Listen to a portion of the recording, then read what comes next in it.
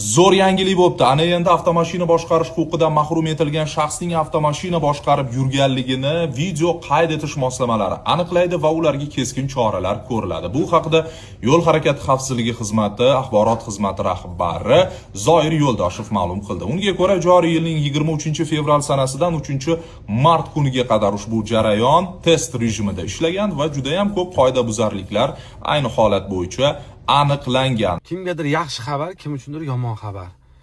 Endi bu voditellar uchun juda ham zo'r xush xabar. Voditellar uchun nimaga desanglar, endi poligonlar soni yanada ko'payadi. Aynan bu ichib tushganlarda emas, umuman o'zi o'sha poligon chaqiradigan ko'payadi. Sababi pravas bo'lib turib, qoida buzib rishon bo'lgan insonlar ham bor.